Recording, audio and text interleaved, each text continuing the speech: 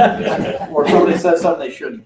I pledge allegiance to the flag of the United States of America and to the republic for which it stands, one nation, under God, indivisible, with liberty and justice for all.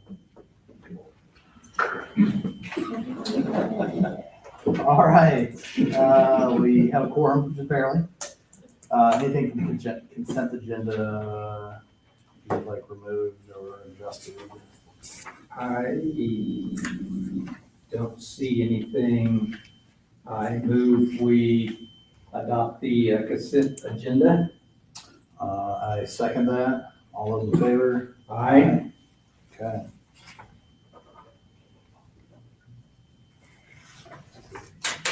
That. So now we have the time for the public hearing for the additional appropriation.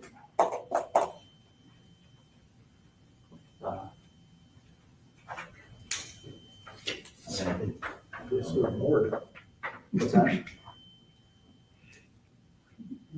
You pull it up. You would pull up the additional Oh, I thought that's appropriation? what Is you it, were no, doing. I was just No, scrolling okay, down you to were the next doing thing. that. Okay, nobody's here to say otherwise, so. Okay, so that's done. On to the department head reports, township assistants.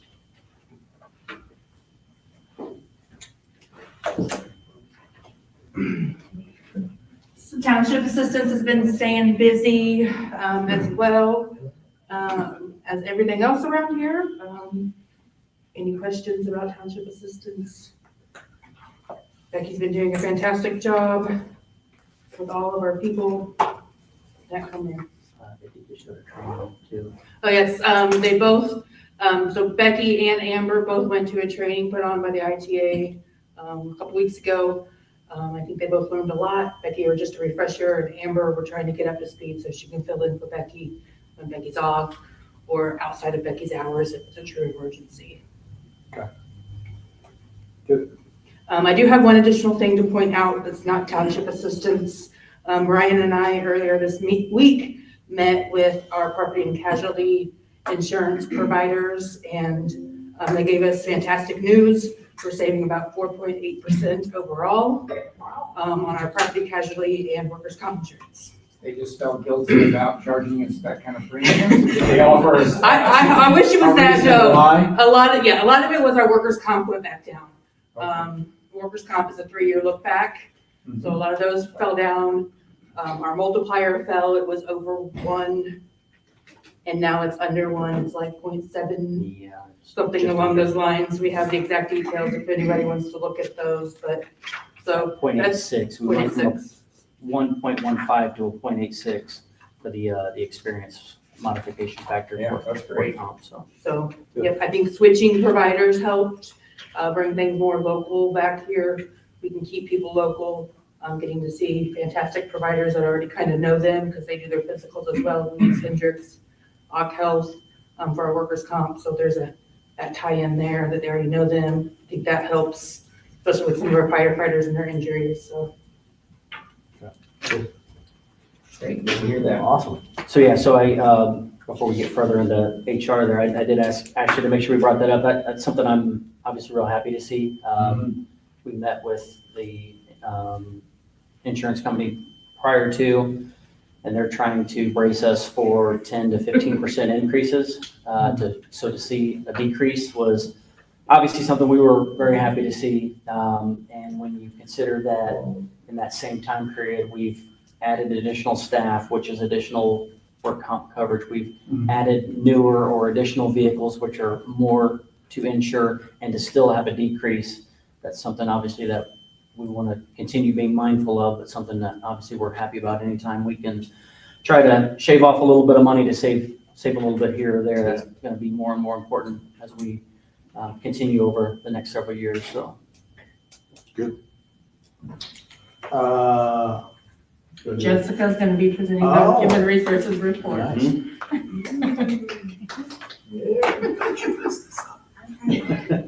Now that you said that. So forgive her, this was thrown on her last minute. We decided internally that she should start doing this, and she's now over that, and so we'll get there. No pressure. Right, as you know, most of this is just data and statistics. And, Yep. This is my busiest month and last month, so I think we're up to about 146 rehires and new hires for the summer. Oh, wow. And that's all I'm doing right now, Okay. chasing people around. Okay. Any questions? Didn't see any, no. Thank you. Helping teams get through applications and Yes, it's a lot of hand holding. questions, questions Yes. about bank accounts. and Following direct up, deposits making and- sure that, you send them something, make sure they've seen it, they approve it, they sign it, all that fun stuff, so it is a lot of hand holding. Okay, Speaking of Art. Well, teenager, yeah. Sorry, Jessica. Murphy Aquatic Park is gonna open up this Saturday. We're really excited about it. We have some really fun things planned. As we were going through the revenue report, we noticed that season passes were down a little bit. We couldn't figure out why, and then we remembered we did the flash sale in April, and this year we did the flash sale in May. So come the May report, you'll see it even out a little bit more. It'll be a lot closer. Everything's a lot closer after that flash sale. We've redone the concessions menu, and you'll see a lot of new concessions items on there. One we're excited about is we do have a meal deal now.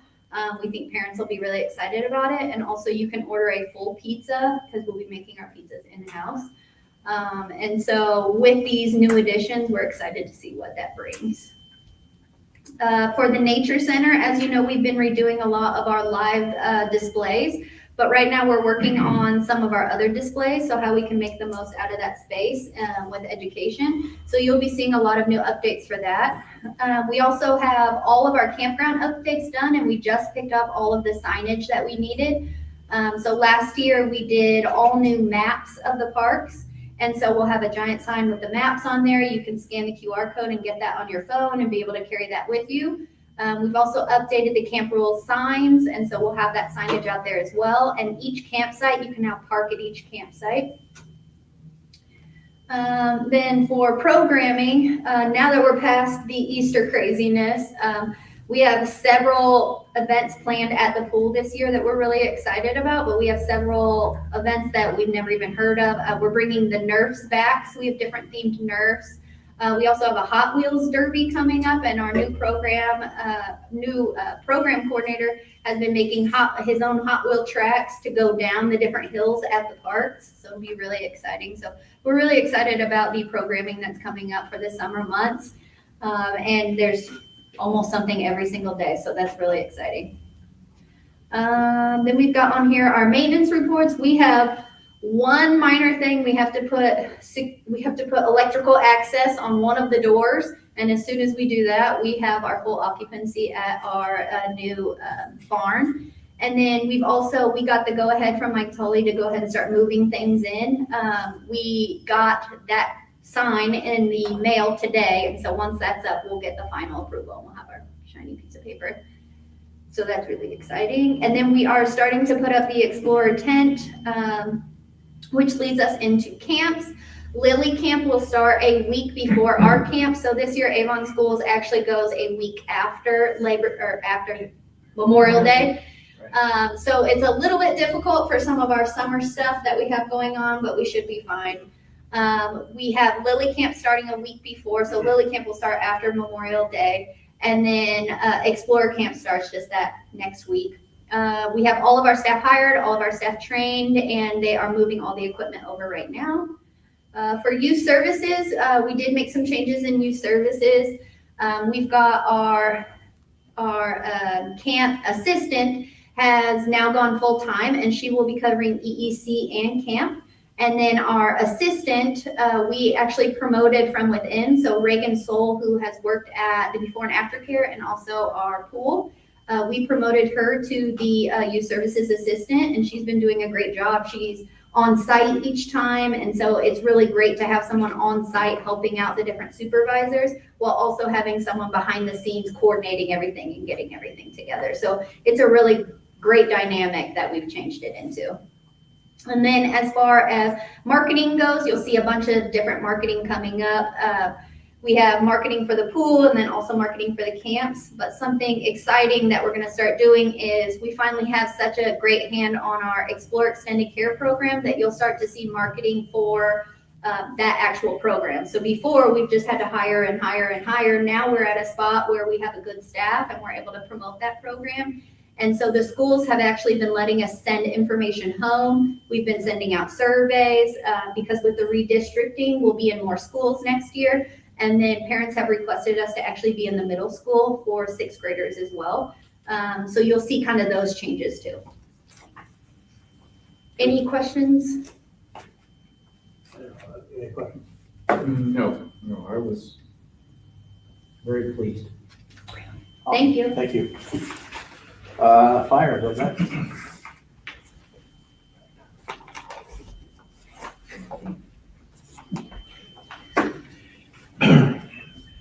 First off, on the savings, I want to say thank you to you.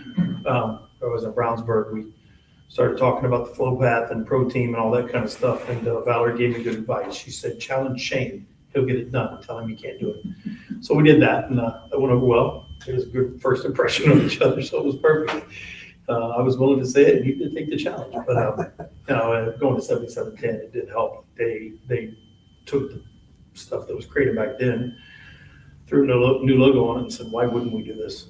And now I think what Ashley said is they're starting to put all their fire departments to that work comp provider now, which is kind of the same idea. Instead of pushing everybody to Carmel or Pro Team, which is what I swore by, now we have the flexibility with the plan, and the plan was well defined, and that was done by Hendricks. So I think that's really helped a lot. On the fire chief report, we go through, and I referenced at the bottom there that so much going on in our divisions to become division chiefs are becoming the storytellers of the department and growth. Chief Huff, Chief Weininger, and Levi have done a good job putting their reports together, what they're doing. We're not having to keep track. Everybody's self-reporting and keeping things moving on what's going on, while myself and Chief Porter and Chief Phipps just keep pushing forward and planning for where we're going. And one of the messages, the second paragraph, one of our messages for the awards banquet was remember the past, live in the present, and then prepare for the future instead of plan for it. Because the future's coming. It's, we're not going to stop the growth. We're not going to stop what we have to do. And that's the whole idea. So it's been nice with the whole staff. Everybody's starting to fall in their realms, fall in their areas. And for some of us, it gets a little boring because it's, Chief Porter had all this stuff. When I came in, he was holding a lot of things together. And with everybody else falling in their realm, it can sometimes seem boring, but it leads you to other ideas and other paths that you got to focus on. It's been nice. With the awards banquet, I want to bring up the people who were awarded. James Heaston, some of you know him as Happy, and Matt Templeton, who's a lateral from Danville. Both of them received the Esprit de Corps for their high energy and caring for the department's mission and those around them. Matt Smith, another lateral from Terre Haute, EMS Provider of the Year. He probably received the most nominations of probably any award in a long time, from across shifts, across ranks, across everything. And he said we'll end up naming that award after him because he's going to keep it till he leaves here. So, and I don't think he's planning to leave anytime soon. Brandy Query got the Eric Lime Road Paramedic of the Year. She's done an about face on shift. Always been valuable, been a good employee. But as far as her integration and interaction with the shifts and the crews, people have really picked up on her, and she's been a real positive paramedic on our department. Brian Dilly, Dilly's an outspoken one, but he's also taken that outspokenness and turned it into some positivity, and has been mentoring people. You can show up at whether it's 7 in the morning or 7 or 8 o'clock at night, a little past his bedtime. He's out in the bay going through something with a new employee. Now that we have the recruits, some of the 5-year and under employees, he's been developing a lot of them. And we joke because Bobby Reffett is his officer right now, and a lot of chief officers have worked beside Dilly as their engineer. So it's kind of funny to look at his history and look at who the chiefs are on the department. So we tell Reffett he's next. Jeff Thompson, Officer of the Year. A lot of drama followed Jeff at the turn of the administration, where he came out of the battalion and some things happened, and Chief Porter and I came in, and I got the other side of that story coming in here, but he has continually been willing to step up. Mentor Doug Phillips, who was put in to the battalion position. He was willing to switch shifts, ride with him, make sure he's good for a couple months. Anytime the battalion's off, he owns it. Anytime there's major incidents he's in charge of, he takes the next step. Instead of just riding off into the sunset, waiting until his number's called, he takes initiative, especially the night of the storms and building collapses, all the things that happened. He took it upon himself while Chief Porter and many of our ops chiefs were busy in Brownsburg.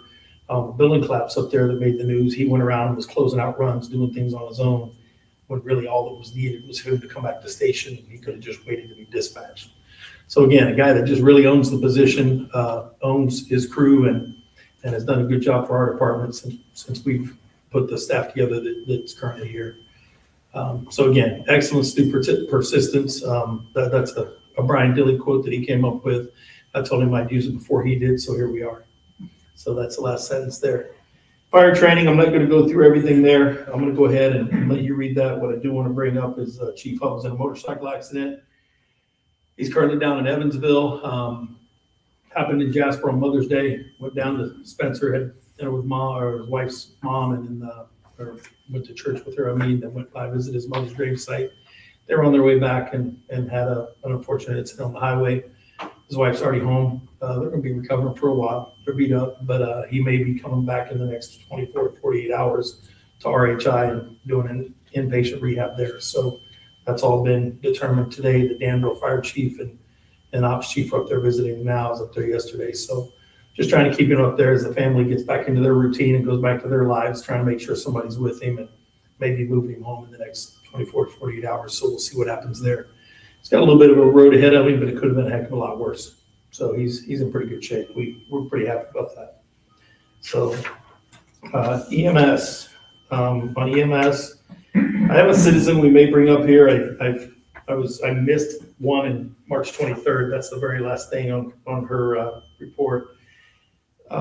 There was a citizen that had performed a life-saving, and I had hit the paramedic up that turned it in, and I completely overlooked it in an email. I'd like to bring them in and potentially recognize them in front of you all and publicly. But that's what that's about. I don't have that info yet, so that's not happening. Each of the things that were accomplished in EMS are self-explanatory in red. EMS chief was in the EMS World video. EMS World is next week. No, EMS World's not until October. Is it October? EMS Week. EMS Week is next week. I'm sorry.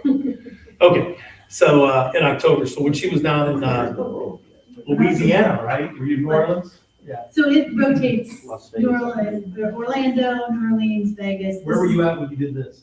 I was in Vegas. Vegas. Okay. And this is the first time it's ever been in Indianapolis. This is a big thing. It's never been in Indianapolis before. Yeah, so it's kind of their FDIC, where that's always here. They're bringing it here. And she was talking about Indianapolis being a destination place in the video. So whether we click it and play it and give her an embarrassment, it's a few minutes long, so it's okay.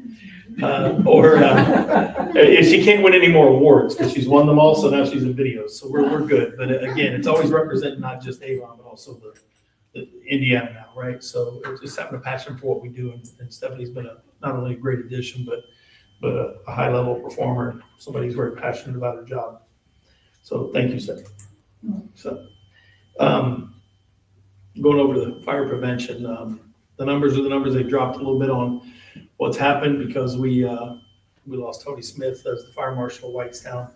But we've recently made an offer, a conditional offer to a retired MPD officer. He was in their arson and bomb squad investigation unit, has all the fire certs, everything needed here. He's probably investigated more fires than our guys because he was, whenever he was on call, he was doing 3, 5, 7 a night.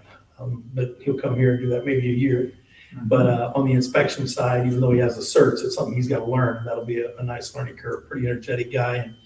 And he has a passion for the fire service. He's a paramedic instructor at IEMS.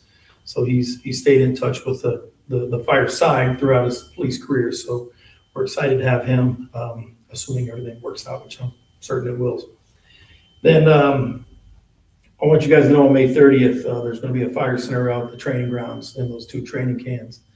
That's going to involve Avon PD, Hendricks County Sheriff's, CSIs from each of those along with their officers, Hendricks County Coroner's Office, Indiana State Police Crime Lab, Whitestown Fire Department, and the Hendricks County Prosecutor's Office as well.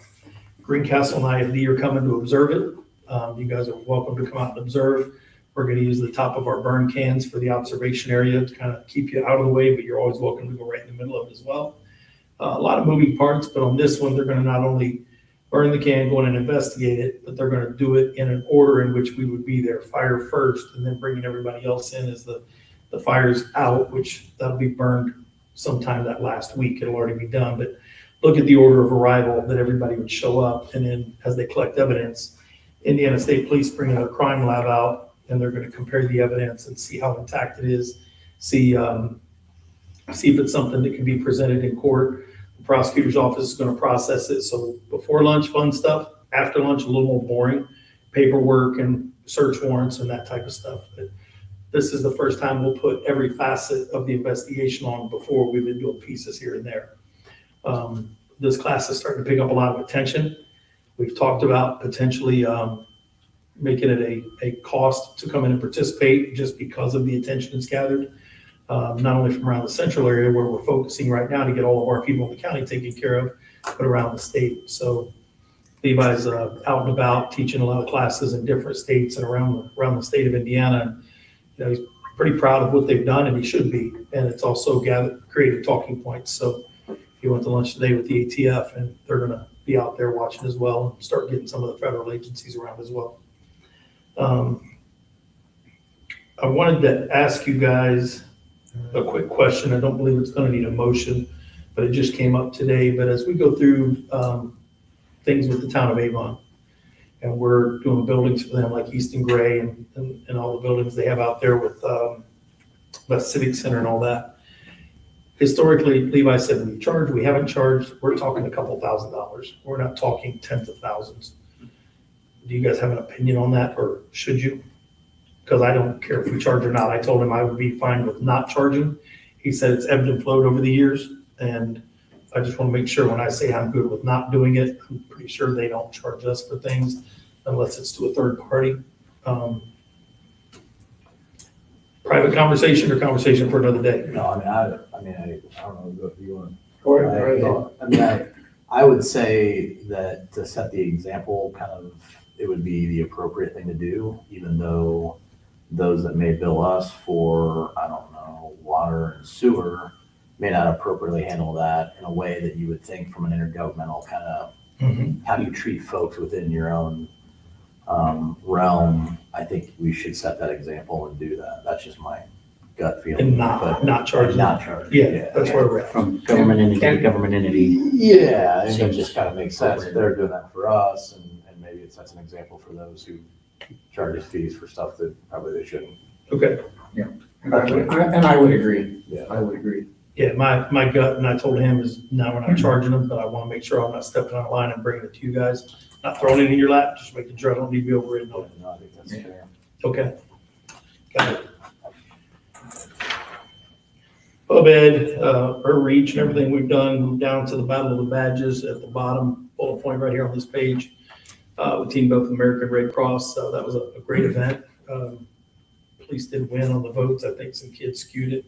People let them, it's fine, but I'll probably sit there the whole time next time and I'll count those votes because losing is not an option. But either way, what was nice is that thing was supposed to go on until 6 or 7 o'clock, and Chief Stoops did take everybody after they donated and thickened their blood with his funnel cakes.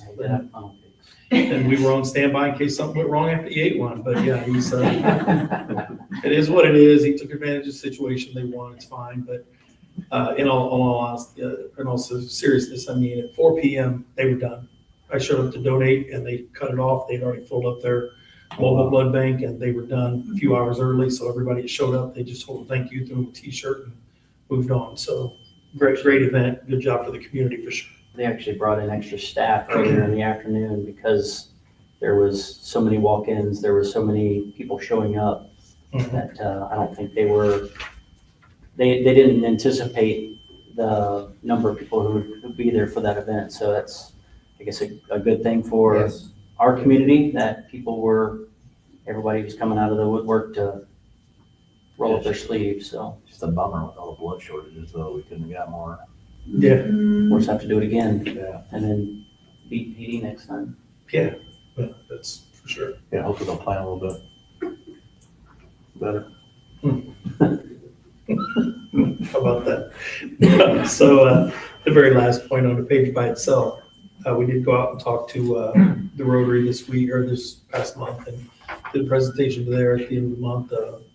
Mr. Blackard was there. Hopefully that went well and was well received by them. As far as runs, talk just a little bit here and then I'll sit down. But when you look at the total month-end response, the very top group there, ladder 141, 65 runs. Engine 141, 142. Those 200 runs is what the ladder would have done. So putting an engine beside it's obviously decreased their run load quite a bit. When you look over to your right, you'll see ladder 144 at 128 runs because, well, I don't have a bay for an engine there, but that engine was moved down to become engine 1. With Station 5 coming in, we've talked about hiring. We've talked about all these things, and there's so many uncertainties. Right now with Senate Bill 1 and all the stuff that's in the news everywhere. So as we build Station 5, we can continue to play chess, or we can take a chance. I know we need to talk to Jeff Peters, but ideally we're going to have the engines, and we have another one ordered that'll be in a couple, well, maybe a year and a half from now. But we have 2 engines right now that are due in the next 2 months. One ordered prior to me getting here, one ordered after I was here to replace Station 2, Station 3's engines, which are pushing 100,000 miles a piece. Whenever we replace those, we'd like to keep engine 1 intact, and that would require to put an engine in 5s. By the time it's done, it would require hiring some people. You know, I put in a wish list, all this hiring and 40-some people and all that. That's max capacity to get to our necessary growth for the 2030 build out of the community. And obviously you can't plan 5 and 6 years ahead now. You know, we came in, we did a 3-year plan, 5-year plan, all the way out to 10-year on equipment. Now we don't know past a year from now. We do know next year we still have lit. We know in 27 we have lit. We know we're going to have some property tax increases along with that. So we're going to have funding. I got $350,000 in the levy that we can deploy still that's out there that hasn't gone away yet, but that tool's going away in 2028 and forward. I would like to still look at some numbers with Peters and see if we can hire people at the end of the year to staff a necessary engine at 5s versus just moving 1s to 5s and playing chess again. Because it just gets us back into the same problem, and that's what we've done for the last 5+ years since 4s was built. And I want you guys to think about that. Apparatus-wise, we're okay. We have the apparatus available to do that. We don't want to go haywire, but right now, even moving 4s or 2s south and the property we're looking at there, the funding sources for the time to do that and move forward still exist. That hasn't gone away yet.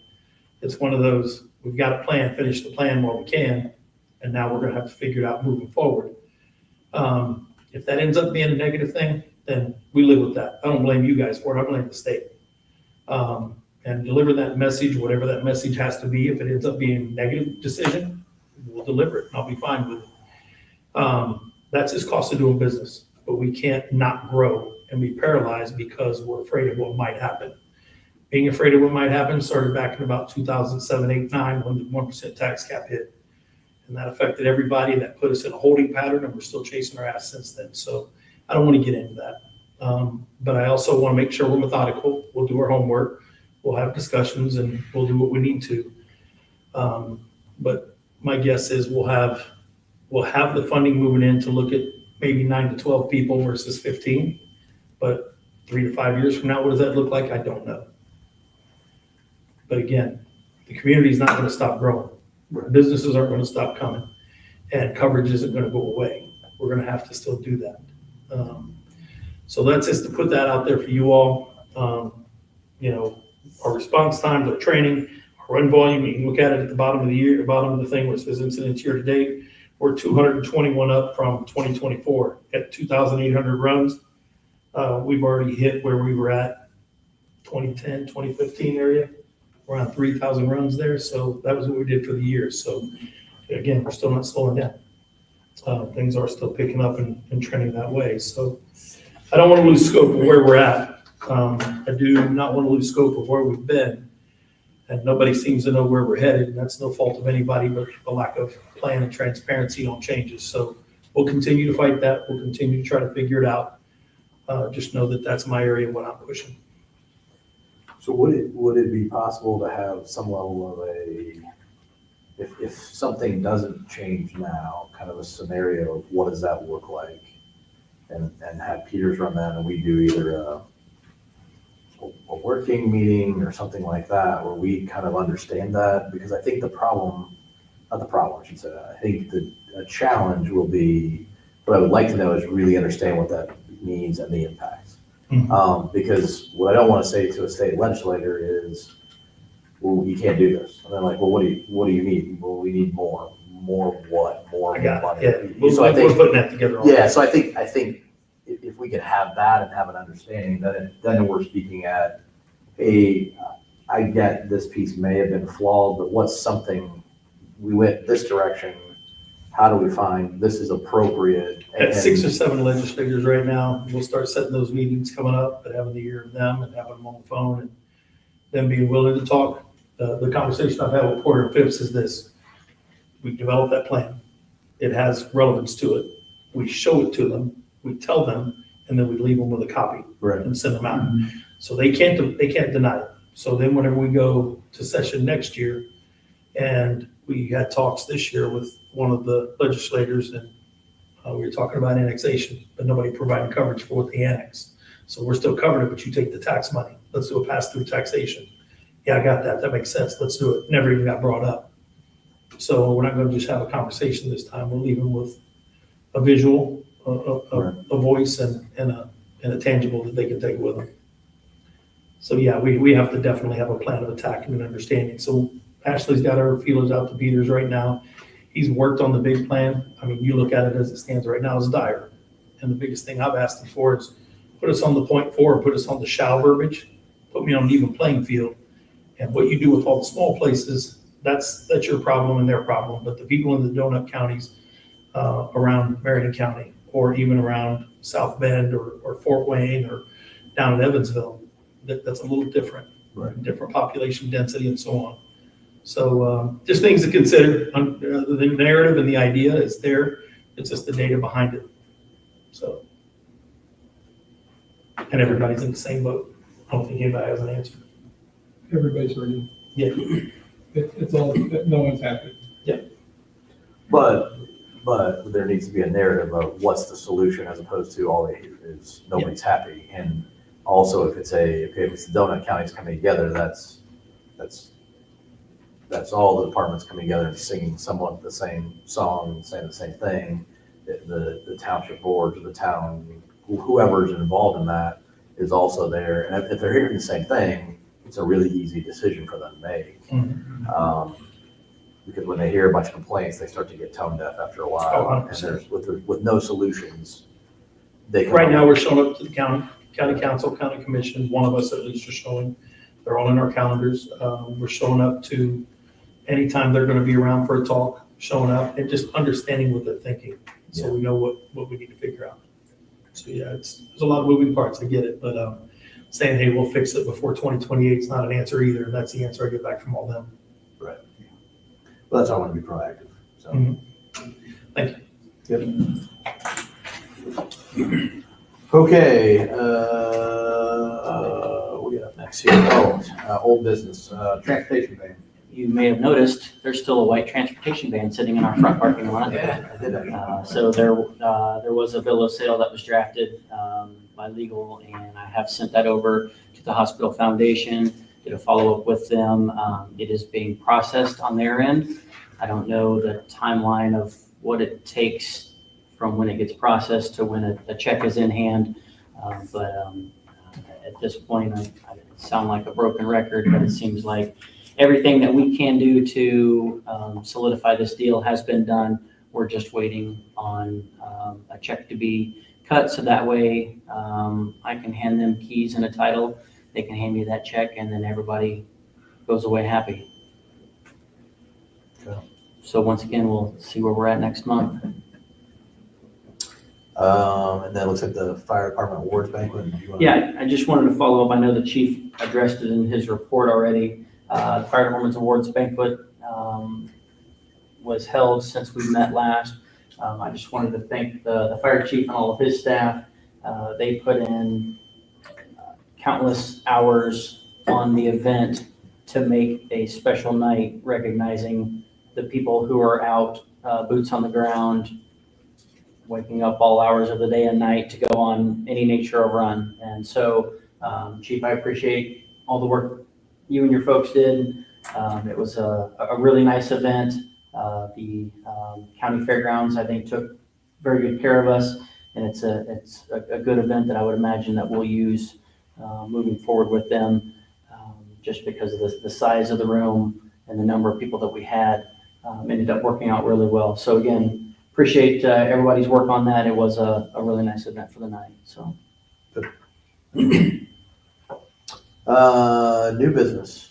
We got first up resolution 051525-1, additional appropriations. So we do have the additional appropriation. You have the paperwork there. We've discussed it, excuse me, a little bit at the last meeting, as well as obviously sent out any of the advertisements and everything as is required for the appropriation.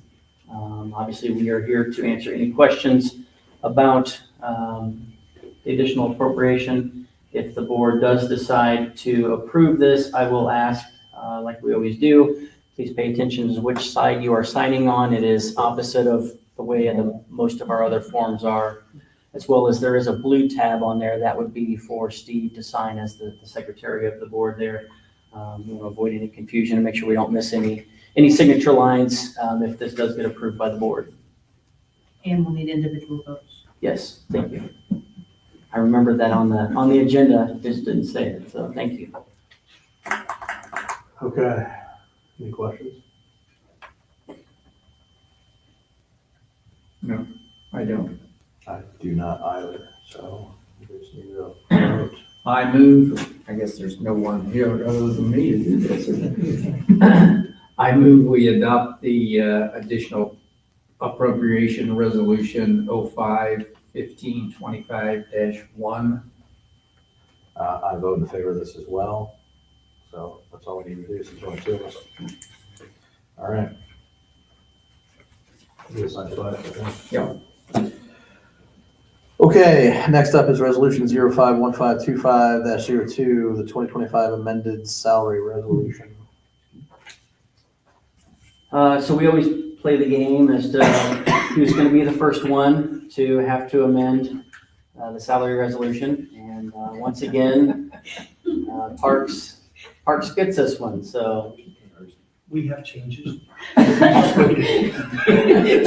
just not paying people until you make this change here. So we have, Liz is our aquatics director, and she has assumed the role of marketing as well. It just fits really well outside of her normal aquatic duties. She's been also maintaining our marketing. With that, we took our marketing director position and changed it to more of a community engagement coordinator. So this position will be out in the community more at your national night out, at the library for their celebrating Avon, and also helping Liz during when the pool is running so that they can go out and deliver flyers, make videos, because our programming staff is doing so much programming. We have so much marketing at this point. So really they're just position changes, and that was with the consent agenda too. So we changed the marketing director to community engagement coordinator, and then we changed the aquatic director title to aquatic and marketing director. Okay. I have no questions on that. I don't either. I move we adopt resolution 05-1525-02, 2025 amended salary resolution. I will second that. All in favor? Aye. All right.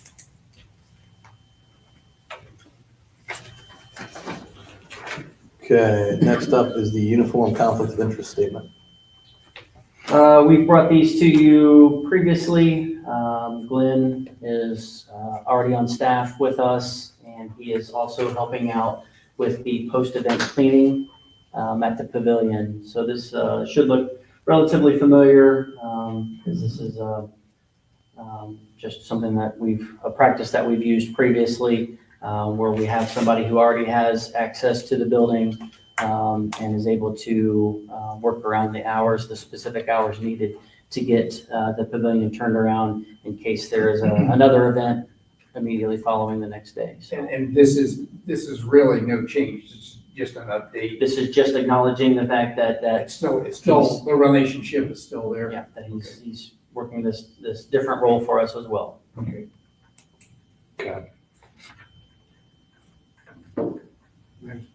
Is there anything to adopt on that, or just we acknowledge I believe accepting we their? just have to their acknowledge notification? it, and then there's a signature line on, I believe, the second page Oh, sorry. of the document there that we'll Okay. have We to, should, sorry, you should accept it. I mean, you could decline, you could say, I don't want to waive the cost. So we would still vote on, yeah. Okay.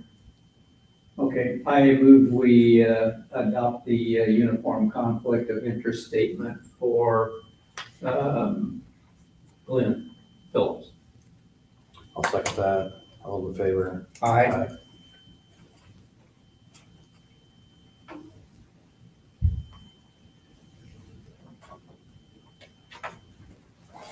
Okay. And then last up is discussion about the 5-year fiscal plan. so I know we already kind of teased this topic a little bit with Chief Brock up here. I have reached out and had some conversations with Jeff Peters. Primarily, I wanted to talk with him. My initial fear was, how in the world can we possibly do a 5-year fiscal plan when there's so many things up in the air right now? We've all read different excerpts, different briefs, different information about new legislation that has been passed. But to try to get a grasp of that and to build a plan off of that, in my opinion, I wasn't even sure that that was going to be an option. Talking with Jeff Peters, he is confident that he is going to be able to still provide us with a 5-year fiscal plan.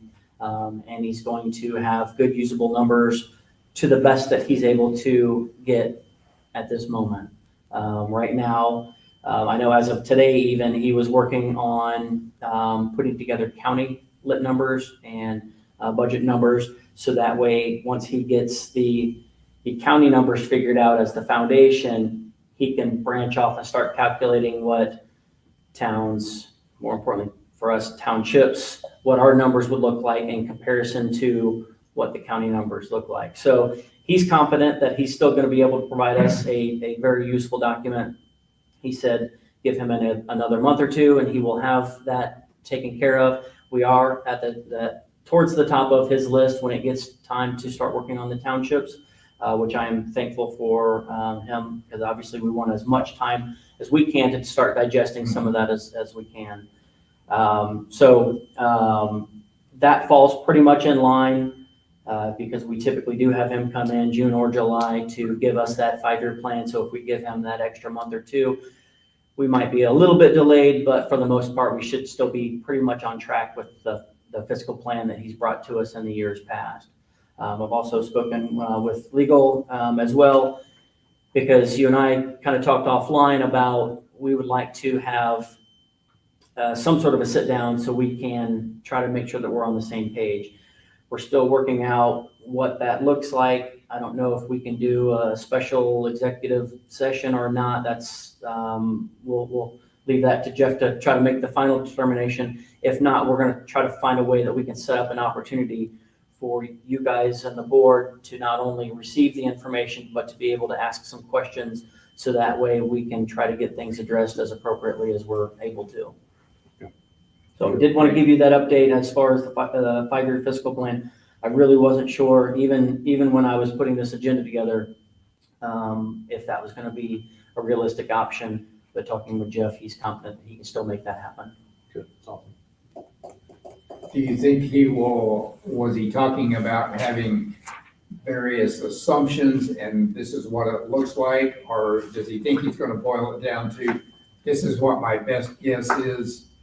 And He's going to base it off of numbers that we know work and that are accurate right now. And then I believe from there, we can do some scenario-based options as well. Is what I'd like to because try to get from him. So I think in this environment, that's pretty much what we've got to do is take Yeah, a look no, at you know, not only is it here, but how far on each of those outliers are Yeah, we? this is what we know to be true, so that's solid. What happens if we do this versus what happens if we do that? And that's, I think, really the conversation that we're gonna be looking forward to having with him. And, of course, he's brilliant. He's gonna be able to, provide the best information that's available to him at least, so. Yes, well, no doubt. Yeah, I think it's on, I think when I say we, no offense, not the two of us. Yeah.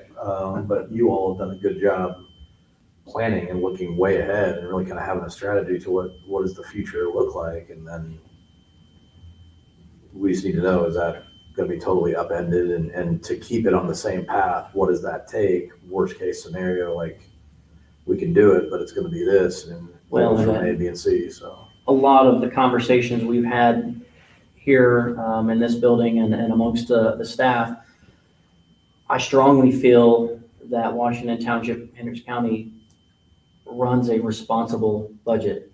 And we have come a long way prior to me being in this position from where we were to today. There's no tax anticipation warrants. We're paying cash for vehicles instead of having to finance things. There's a lot of savings that are happening and we're being responsible for it. And then for that to maybe be pulled out from us because of people on the radio or people at the State House is pretty frustrating. The bottom line is we're going to figure out the best plan moving forward, and we're going to continue doing good business for the residents and the businesses and the visitors that we've all been elected to serve. Yeah. Okay. Any other questions or thoughts on that? No, not at this point. Okay. Anything else on that? That's all I got. All right, any public comment or wishes to be heard? Just kidding. I was like, oh. All right, then we just need a motion to adjourn. Our next meeting is Tuesday, June 17th at 3:00, same place. I move we adjourn. I will second that. We are both in favor, so therefore we're all in favor. Yes. It's unanimous. That's here.